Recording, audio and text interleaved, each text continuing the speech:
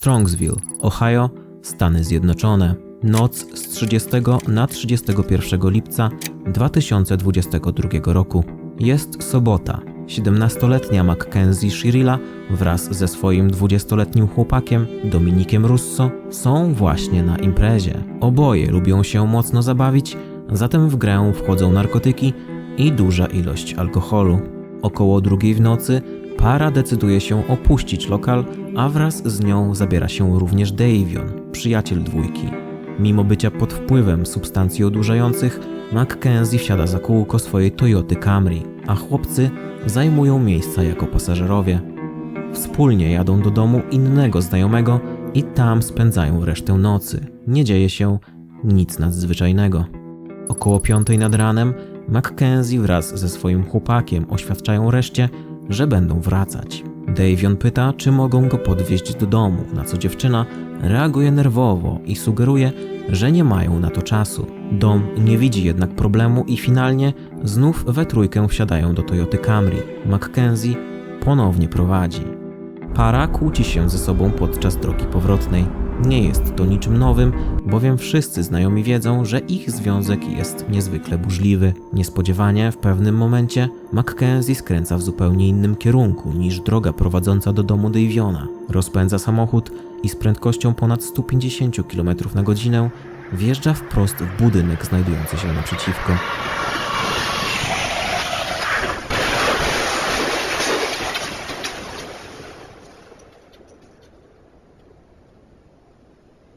Jak się później okaże, nie był to wypadek.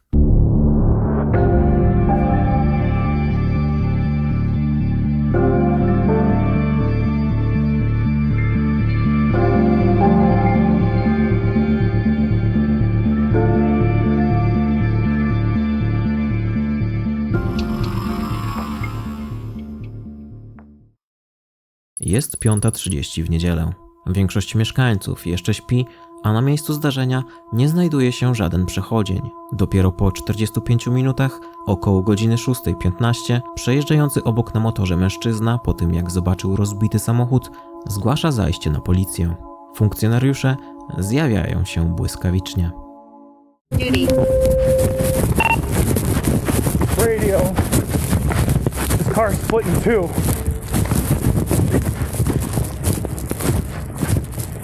Radio, there's a occupant inside. Send us some squad now. We gotta bust the window out. Send us some more units. Any more units to progress now, Amita? Now! What are we doing?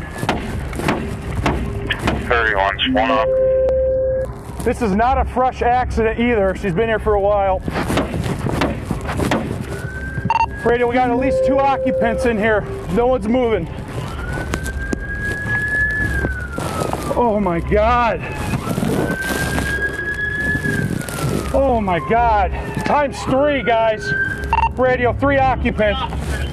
Who can hear my voice? Keep cutting. You doing good? Jesus Christ. This is the worst I've ever seen. There's nothing we can do right now, guys, other than hope fire hurries up. That's it. This is the worst crash I've ever seen. I've been on a bunch of whoppers. They're gonna get life flight. Policjanci nie ukrywają swojego szoku. Jeden z nich przyznaje nawet, że jest to najgorsze, co widział. Auto uderzyło czołowo w ścianę budynku, pędząc z prędkością ponad 150 km na godzinę. Pozostał z niego jedynie wrak. Dlatego tym bardziej zaskakuje fakt, że Mackenzie, która prowadziła pojazd, przeżyła. We got 2 that are gone. Oh my God. Start looking for a wall. Breathing? She's breathing. She's breathing. Her head's wedged. Let's see if we can get some IDs, guys. 44, go ahead. Radio, the driver is breathing, unconscious. I have a 17-year-old female, Mackenzie. This is bad, guys. She's alive. We got to get her out somehow. Oh, yeah, they're all pretty young. Oh my God. Can you find a younger female at that residence? I don't feel anything. I don't feel pain. She's breathing. I saw her stomach. Her stomach's moving. Oh, yeah. Look. Talking? Yeah. Is she talking? Yeah. Yeah. 5-7 radio. She's talking a little bit. Advise fire to step it up. Yep. Driver, 17-year-old female, still breathing, wedged in there. 2 are going to be DOA. Okay. They're all young, Okay, gotcha. possibly teenagers. Mundurowi niezwłocznie informują służby medyczne o pilnej potrzebie transportu dla dziewczyny oraz stwierdzają zgon 2 pozostałych pasażerów, Dominika i Daviona. Later and take care of it. They might have some structural issues. Okay, 10-4. Rest in peace, buddy.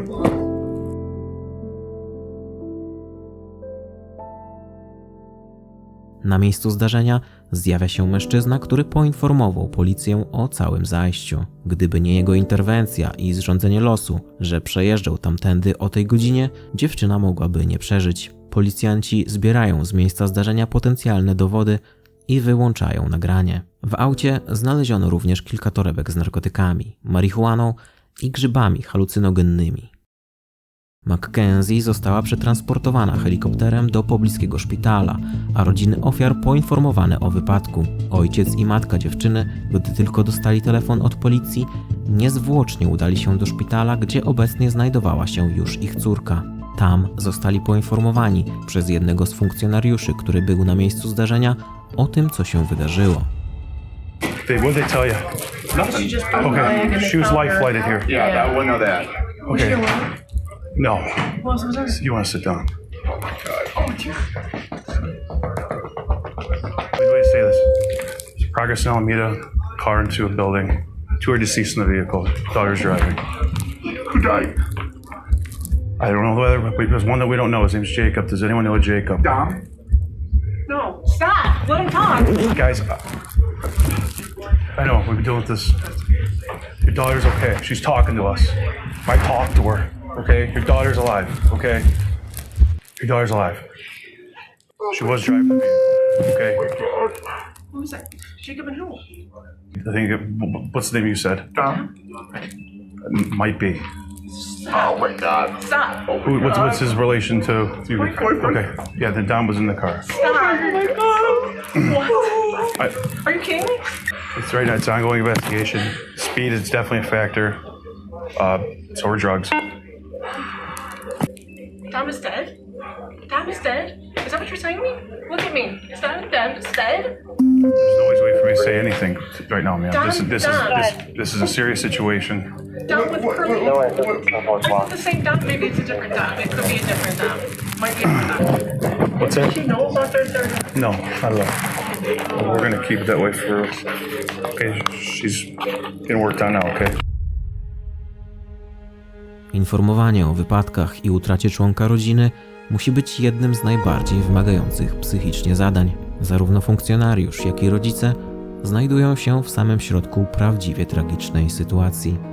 Policjant po chwili dzieli się z rodzicami dziewczyny jeszcze kilkoma informacjami, między innymi tym, że Mackenzie w przeciwieństwie do reszty miała zapięty pas, co najprawdopodobniej uratowało jej życie.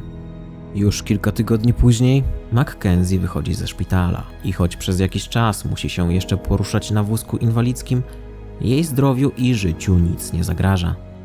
Nie jestem ekspertem od prawa obowiązującego w Stanach Zjednoczonych, ale dziewczyna na ten moment nie jest ani aresztowana, ani sądzona za posiadanie narkotyków czy prowadzenie samochodu pod ich wpływem. W dniu wypadku miała bowiem 17 lat. Jedynie 2 dni dzieliły ją przed 18 urodzinami. Uznano, że był to nieszczęśliwy wypadek. Mackenzie nie wie jednak, że policja prowadzi już w tej sprawie śledztwo, a niedługo na jaw wyjdzie przerażająca prawda.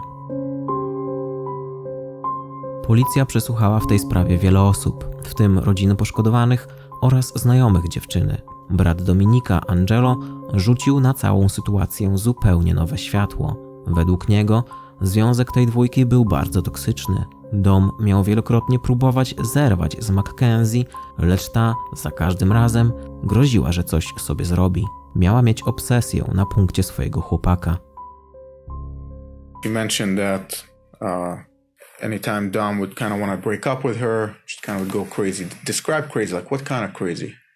Like, there is times where she called Dom and said, if you break up with me, I'm going to word for word. What do you think happened that night? I think, Yeah. off of what I know and off my assumptions, Dom tried to break up with her multiple times, even in July.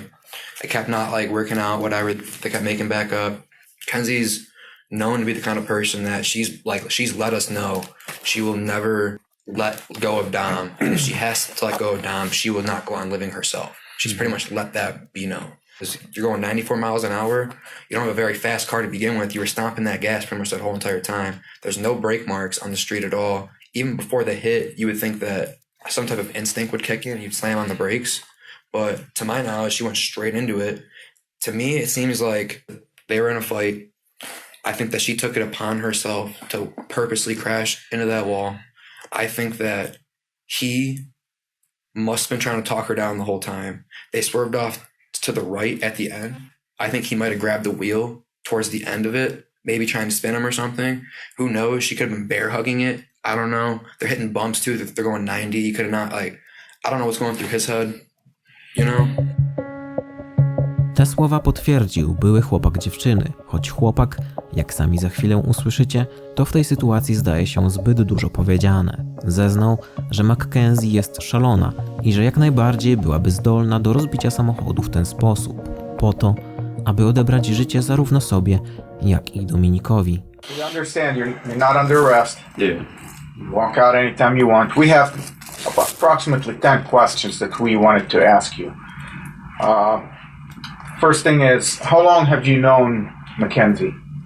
Probably when I moved to Strongsville, so 9th grade. I came here probably when I was 16. I came from Brook Park. So how old are you now? 18. Actually, I was probably 15 when I came here. So 15. And so how long were you guys in a relationship, you and her? Well, we were all friends in a friend group at first, and Joey dated her first before I came to Strongsville, and then I ended up dating her for a little bit, like probably over the summer.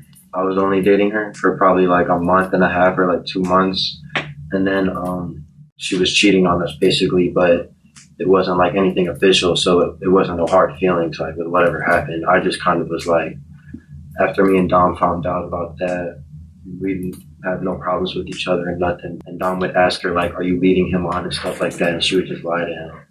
And then that's basically it. Like they were on and off, and I kept on talking to her still while they were on and off, because we were all still in the friend group and stuff. So I don't think she's just mentally all there. Like, I personally feel like she was trying to end that crash, and she failed on doing so, is what I feel like. And I feel like she had no regard for Davion. And I feel like they got in an argument, her and Dom, and she threatened to kill him. Had she ever threatened that before? She hasn't ever threatened to hurt anyone, but she's threatened probably, like, she hasn't like physically said like, I'm gonna, but she's like, you know what I'm saying, like made it to the point where alluded to it? Yeah, just because she's so like crazy, she'll blow everyone's phone up, she's all over the place with everything, and then she's just in general like kind of a shady person. She's like a snake, like she'll go and talk shit to everyone about everyone, and she was just like, I'm about to break up with him and just leave him. She was just saying stuff like that, and she's always threatened and was disrespectful to Dom in my eyes. Why did Dom put up with this? Do you know? I've personally been told that she did voodoo on him. I mean, I personally don't believe that, but she has told people that she's put a spell on him so that he couldn't break up with her. She would tell people that she had like grabbed a piece of his hair and that she had a doll in her room for Dom. W toku przesłuchań policjanci dowiedzą się również, że Mackenzie wielokrotnie groziła swojemu chłopakowi. Dom, if you do not open, you think I'm joking. What do you mean? You know exactly what I mean. You're gonna come open this door right now, or there's gonna be a serious problem. Szczególną uwagę funkcjonariuszy zwraca pewna historia opowiedziana przez jednego z przyjaciół Dominika. 17 lipca, na 2 tygodnie przed wypadkiem, para jechała ze sobą tą samą Toyotą Camry, która później zostanie rozbita. Doszło między nimi do ostrej kłótni, a chłopak zażądał, by Mackenzie się zatrzymała. bowiem to ona prowadziła. Chciał wysiąść. Wtedy właśnie zadzwonił do swojego przyjaciela, aby go odebrał. Ten natomiast miał usłyszeć w słuchawce telefonu, jak dziewczyna grozi, że rozbije samochód. Gdy przyjechał na miejsce, zobaczył auto z otwartymi przednimi drzwiami ze strony pasażera. Podszedł bliżej i według tego, co zeznał, nastolatka miała okładać pięściami swojego chłopaka. Jeszcze podczas pobytu w szpitalu Mackenzie wraz ze swoją matką za pomocą kont na Instagramie kontaktowały się z agencją modelingową, próbując zdobyć dla nastolatki pracę. Shortly after the crash, Strongsville police were notified that they had received concerning emails from the community that the defendant and her mother were seeking employment with the Los Angeles modeling agency. Kenzie Shirilla said to Vitali, "Thank you for the comment. I would love to work with you guys. I've been emailing you guys a lot. Such a great opportunity. Thank you." Is there a date? There is not a date on this, Your Honor. Based on the investigation, it was delivered to the police while the defendant was still in the Metro Health Hospital. So it was during that time period. She was in the hospital for several weeks. Zaś kilka dni po wyjściu ze szpitala dziewczyna była widziana na koncercie. The police were provided additional videos of the defendant from her wheelchair as she attended a concert down in the flats. And again, Your Honor, I'm introducing these to the court to show the shocking lack of remorse. The shocking lack of remorse, coupled with the fact that the defendant was reported driving an automobile shortly after this event, that she was seen in Strongsville again driving a car. Dzięki czarnej skrzynce znajdującej się w samochodzie ustalono coś, co nie dawało policji spokoju. Mackenzie, prowadząc auto w dniu wypadku przed skręceniem w Progress Street, gdzie rozpędziła się do ponad 150 km/h, prowadziła pojazd poprawnie. Jechała bezpiecznie. Co więcej, przed ostatnim zakrętem użyła nawet kierunkowskazu. –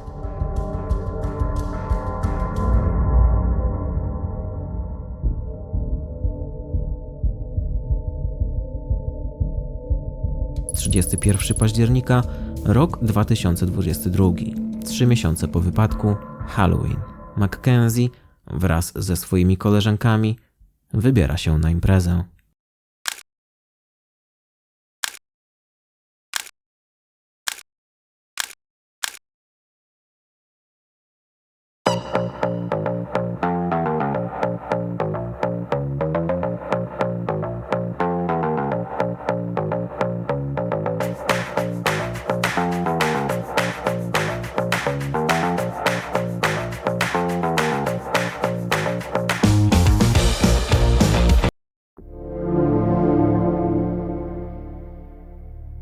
Listopada.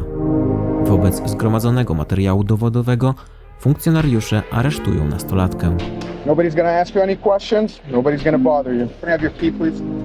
Could you please be careful taking this one off so it doesn't break the bracelet, please? You got it. You got it. No. Thank you. You got it. Mackenzie spędzi teraz w areszcie ponad 9 miesięcy, czekając na proces.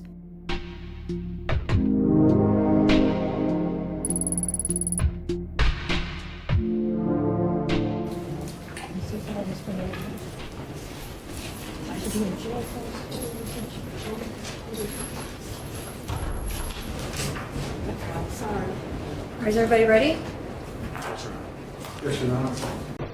Today is an emotional and stressful day for 3 families, and for the defendant, and for those who care for Davion, Dominic, and Mackenzie.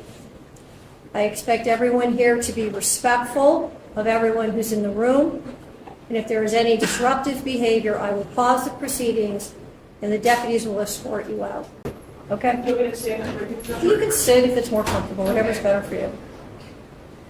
The families of Dom and Davion, I'm so deeply sorry. I hope one day you can see I would never let this happen or do it on purpose. I wish I could remember what happened. I'm just so sorry. I'm heartbroken. I love Dom and Davion. We were all friends and Dom was my soulmate. I wish I could take all your pain away And I'm so sorry. And to my family, thank you for the support and all the love you guys give. Thank you for fighting with me. I love you all so much. I'm done. Thank you. Thank you.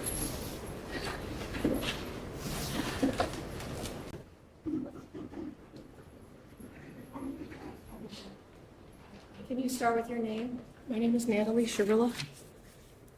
I just want to say, am I allowed to address them at all? Sure.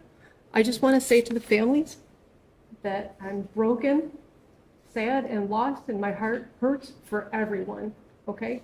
Davion was her new friend, and Dom was the love of her life, and he was part of our family, okay? I'm just so sorry that this happened, and we're heartbroken, okay? And then, Your Honor, this was a terrible, tragic nightmare accident to have happened that she has no memory of, and she will never emotionally or physically recover from it. She almost died too, and we're asking that you please not run the sentence as consecutive. He was family, and we all loved each other. That morning of the accident, she called, I got a phone call that there was a car accident, okay? So we went to the hospital, and I didn't even know who was in the car. The names had not been confirmed yet. And I'm gonna cry because I missed Dom so much. We loved him so much. So I called Dom like over and over again, praying that he was gonna answer the phone, and he didn't answer the phone. So then I tried to call his mom, and she didn't answer the phone either. And I still didn't know who was in the car. I didn't even know if she was alive. I didn't know what was happening. So then we were in the waiting room. And then his mom she did call me, so I answered the phone, and I was like, oh my God, like, I don't even know who was in the car, like, what's happening, was that Dom? And she said, what do you mean, my son is dead? And I was like, I'm so sorry. And then she said something like, and now I have to wait until your kid's out of the hospital, and then I didn't hear the rest. I was like, we loved him so much, and I hung up the phone. I did not talk about social media. I didn't even know what was going on yet, okay? So then, that was it. In the hospital, that Vitality post, I commented on that because somebody had called her a murderer, okay? And she's not a murderer, so she didn't even have her phone at that point because the police had still had it, okay? So I jumped on, and I was like, you know, she's not a murderer. She's more sad than most of these people commenting. She's been trying to get in touch with you. I mean, at that point, it was just an accident. So I commented on her behalf, not because of the modeling opportunity. Who cares about that? I don't want them to refer to her as a murderer, okay? And I don't even know how that comment got on the phone because the police still had her device and she could not access her phone or social media. That's why I did it. And I had called them asking if they could shut down social media because people were calling her a murderer and making death threats and organizing groups to, you know, take her out when she got out of the hospital and stuff. So I don't even want her phone. I don't care about her phone. I don't care about social media. I just wanted them to stop calling her a murderer so that when she did come to, and she did come out of surgery, multiple surgeries, that she wouldn't see all these people calling her a murderer because she would never, ever, ever murder the love of her life, okay? Halloween, for 3 months after the accident, she would only wear his clothes. She would only eat the snacks he ate. She would only listen to the music he wrote, okay? She was laying in bed for 3 months crying. There was a shrine of him next to her with photos and things that he liked and this flower that lights up that he got her because he wanted it to be fresh and alive forever. It's like a little Beauty and the Beast flower. Okay, she's got this shrine of him next to her. So she was crying for 3 months. So her friends asked if she wanted to go out trick-or-treating or Halloween. And it was at OU. And she didn't even want to go. She said, I don't know, should I go? She couldn't even walk yet, barely. So I told her, I said, baby, please go. It's Halloween. You've been laying for 3 months crying, only listening to his music. Please go have just a moment of fun. A moment of fun. So we told her to go. My husband drove her. I brought her back home. She just needed a second of fun from losing her whole world. Her whole world. So that was us. We told her to go. And that concert she went to with Dom's cousin, Abby, they picked her up. They brought her there. That was Dom, Mackenzie and Dom and Abby all decided to go to this concert together while they were in the hospital. That was for Dom. Everything she did after the accident was either in honor of him, to be close to him, or just to be by him any way that she can. She's like devastated and tragic. He was the air that she breathes, okay? And they went with his cousin. We spent all kinds of time with him after the accident. What was the other thing? I'm hearing an awful lot about your daughter. I'm not hearing very much about the two dead people. Dominic, okay, I'm asking you for leniency because this was a tragic accident that she does not remember. And Davion, he's a new friend. And I'm so sorry. What does that mean? His life is worthless? No. Okay. God, no, not at all. They all loved each other. They all spent every day together. You know what I mean? I don't know too much for him. Isn't that part of the problem, Mrs. Shirella? Sorry? Isn't that part of the problem, that they all trusted each other? Isn't that part of... It's not a problem at all. It was wonderful. It's a problem how they all ended up in the car together and two of them ended up dead. I understand. I understand what it looks like. I'm saying that it was a tragic accident. She would never. Well, we're going to have to disagree on that. I understand. Right. And I respect your position, but you disagree with me. I understand. But anyway, that's it. I just wanted to address those. We told her to go to those things, and then she did go with Dom's family. So look at that. Don't look at it with look on that with different eyes if you can, please. Those things are not relevant. Not at all. Not at all. No. Not at all. But she's a good, if you would have a moment, all you would need is 5 minutes of a conversation to have with her to learn who she is. Just that, you would just need 5 minutes to learn who she is and what she's capable of not doing and doing, and you would see for yourself. That's all. I'm so sorry, guys. Thank you. I'm sorry. I love you.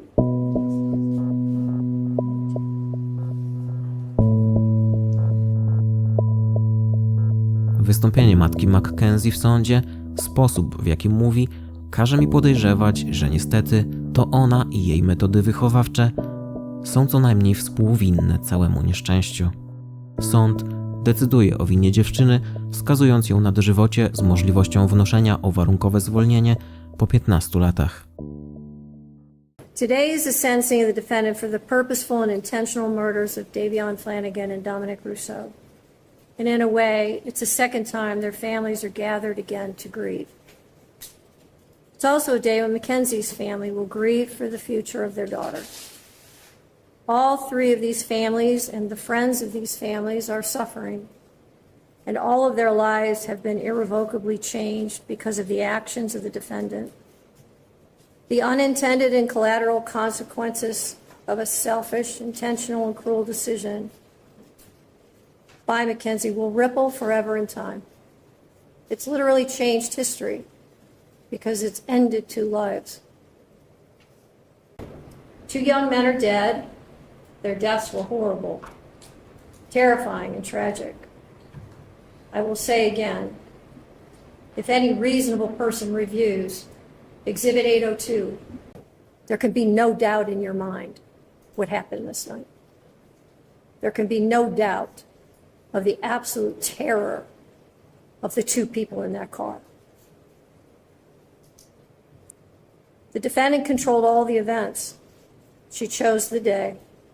Specifically, she chose a day just before her 18th birthday.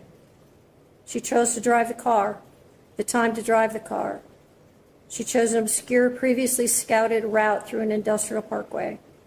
She chose the target to hit and the victims. She chose the means and the method to follow through. And she planned and purposefully executed the events of July 31st, 2022. In fact, the defendant was so concerned about driving that, as the state mentioned, during the investigation, she asked if they could just suspend her license for 10 years. It is hard to fathom how a person could be concerned about their driving privileges, having just been responsible for the deaths of two people. There was no medical condition that caused this as an accident. There was no mechanical failure of the car.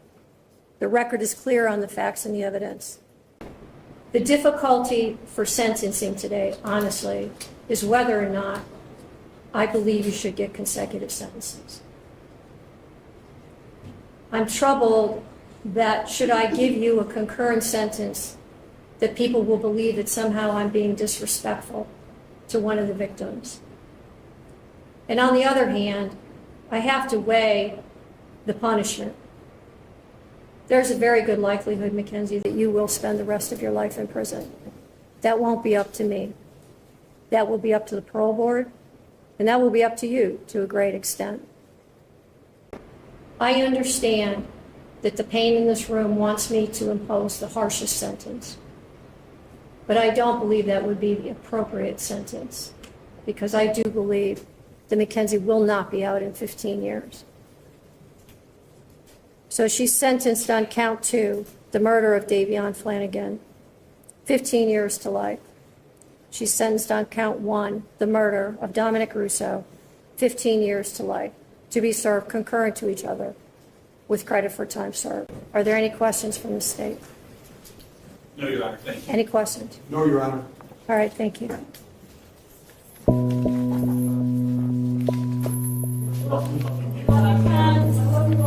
You're innocent.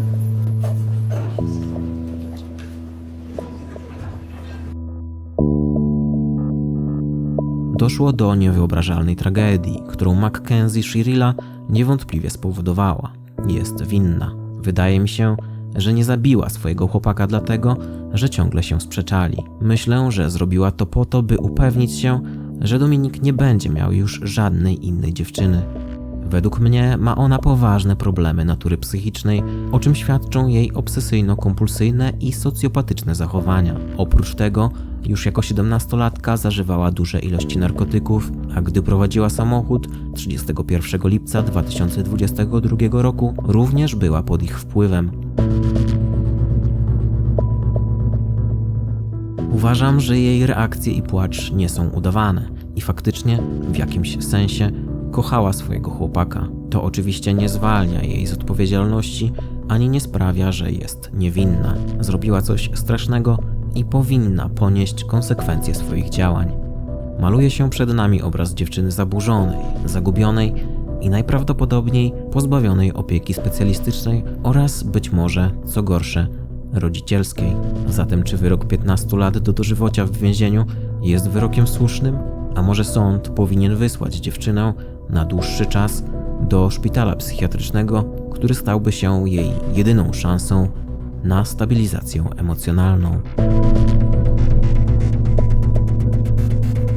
Mackenzie przebywa obecnie za kratami więzienia w Ohio, a o zwolnienie warunkowe będzie mogła ubiegać się w 2038 roku.